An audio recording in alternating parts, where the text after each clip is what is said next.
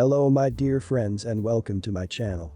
Don't forget to make yourself a cup of coffee or tea with snacks if you want, because today we have very interesting stories, and one of them is a story about a woman who demanded to sue school because they wanted to cure her child. Please subscribe if you haven't and I hope you'll enjoy it. This happened many years ago. We had moved from my job and enrolled my children in the local schools. My son has Asperger's but had not yet been diagnosed. We knew he had issues and were in the process of getting him the support he needed when I got transferred. Our old school system was very supportive and went to great lengths to accommodate him, the new system, not so much. One more part of this story is that my family tends to be bigger than average. My grandfather was 6'8" and we're all well over 6 feet tall, and we're usually that tall before we get to high school. My son had started in his new school, and we took his paperwork and records to the new school and were promised that they would set up counseling appointments and accommodate his behavioral issues. We then set about looking for medical personnel in the area to meet with and started settling into the new area. Since we lived closer to the new school than our old one, the kids could either ride their bikes or walk to school. My son had a leg and foot issue, so he rode to school. It didn't take long for the kid that was not quite and as socially mature as his classmates to start getting tormented by the class bullies. As soon as we learned about this, we went to the school and talked to the teacher and principal. We always got lip service, but things only got better for a day or two at most. The school finally did get my son some relief in school, but then the bullies started following him home and things escalated. We were at the school at least twice a week and all they ever did was talk about handling it. In reality, they didn't understand my son's issues and only cared about kids acing the state standardized testing, so their funding would continue, or better yet, increase. I believe they felt our son would skew the test scores lower, so they wanted him out of their school. If they only had known that he'd go on to graduate high school in 3 years and get a college degree, they'd have had a different attitude. It finally came to a head when the group of bullies ambushed him on the way home and broke his rear bike tire while he was riding home. The tire failure caused him to lose control and hit a curb and go face first into a mailbox and rock and get hurt. The next morning the principal found himself locked in his office with me. He thought my wife would be there as I was usually only on the phone with him from my office. He sat at his desk cowering, almost crying as I laid into him. My son's teacher stood behind him smiling the whole time. I laid into the principal, but I stopped short of actually threatening him, but I did let him know that my son would now be permitted, no, encouraged, to deal with his aggressors until they stopped their assaults. The conversation went like this. So EP, entitled Principal, how big is this little jerk that hurt my son? About 70 pounds. Okay, my boy is 150. From now on, my son will be permitted to fully defend himself to whatever end he sees fit, with my blessing. I may even reward him for it. EP says this, Mr. Sumo, violence never solved anything. Oh really, how about World War and every Super Bowl ever played? I should mention I was obviously mad, my voice was super deep, I had veins popping out all over, and I was standing tall and leaning over his desk. He and I were about the same relative size as my son and his bully. We looked like a kid and an adult next to each other, so the principal was scared, and I wanted him to be.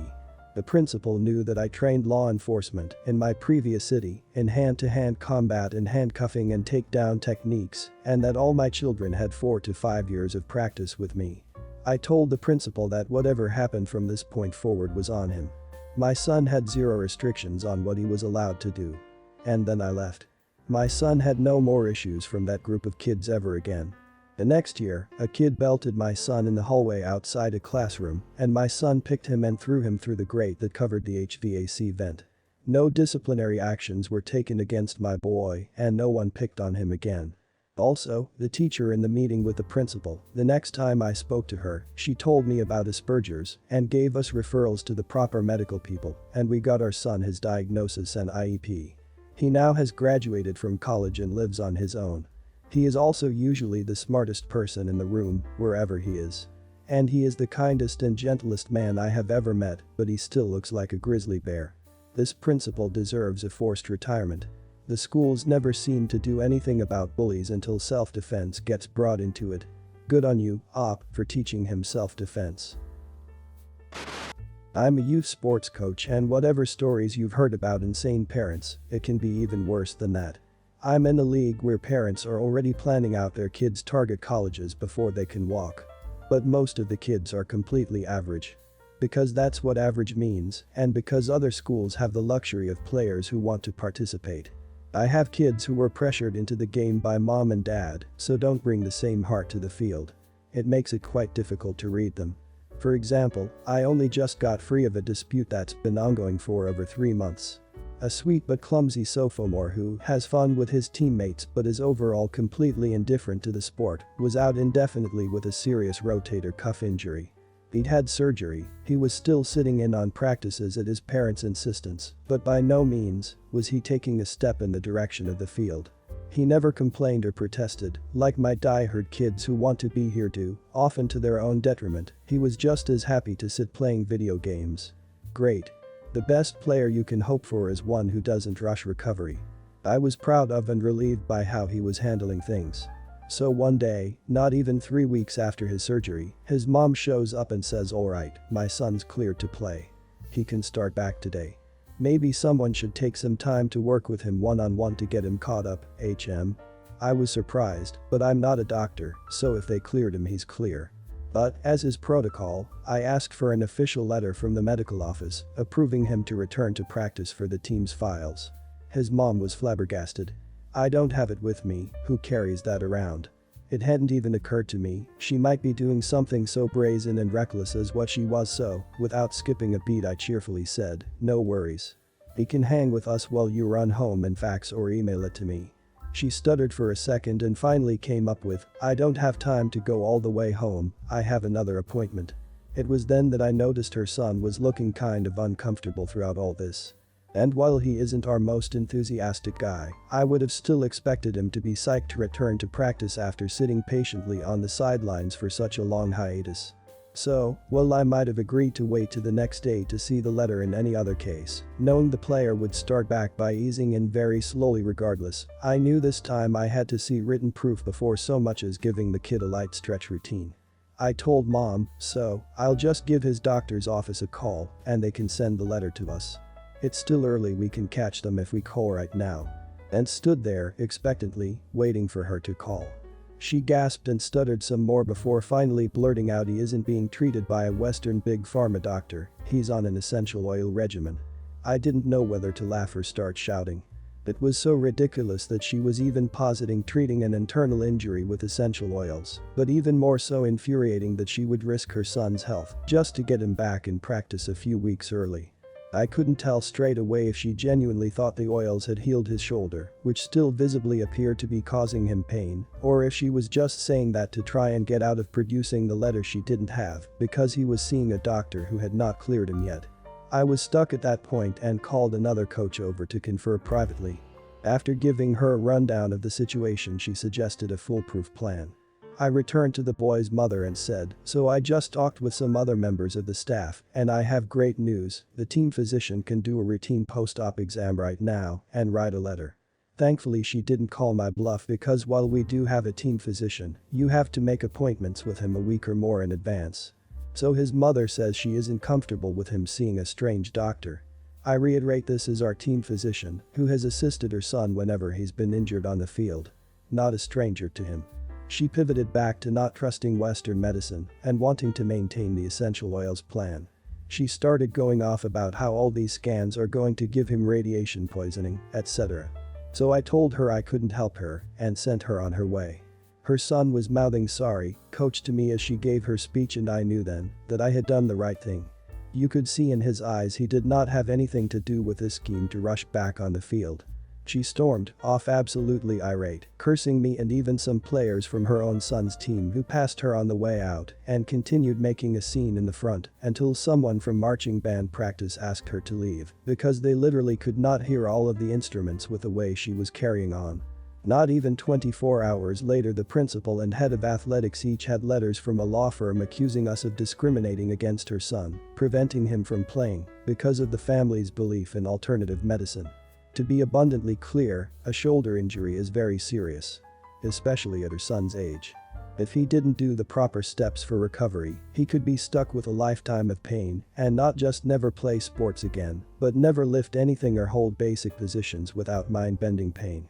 Not to mention the potentially permanent mobility problems were he to re-injure himself by playing contact sports while hurt.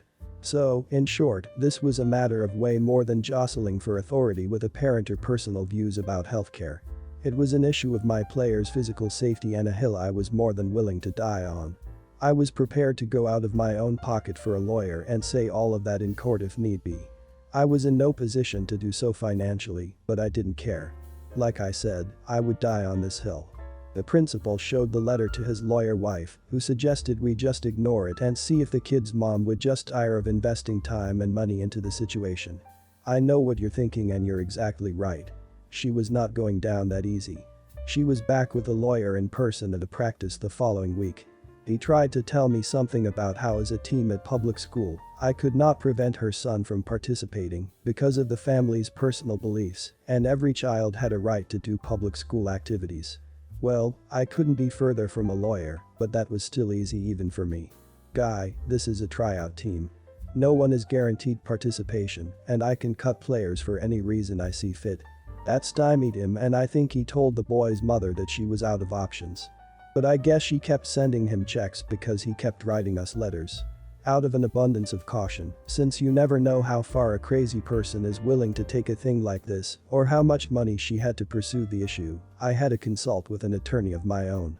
I gave her all of the documents to review, and once she was finished laughing uncontrollably, she told me not to think twice about this and to only come back if I was served with actual papers to appear in court. 6 weeks later I was back in her office. The boy's mother was bringing the school into a civil suit and I had been called to testify. I met with a lawyer and, I'm lucky she was so honest, she told me the district would probably have counsel for me and to wait before cutting her any checks. She was right. So I was in a big harried meeting preparing for this case. All of the team boosters were there, top administrators I'd only ever heard the name of but never seen in person, and even more people still who I've already forgotten because these meetings were such a stressful blur. It was getting very serious very quickly. More than once I was pulled aside by someone with more important places to be and asked if I couldn't just clear the kid to play. By the time things began to wrap up I was making good and frequent use of that Randy Jackson meme, yeah, that's gonna be a no from me dog.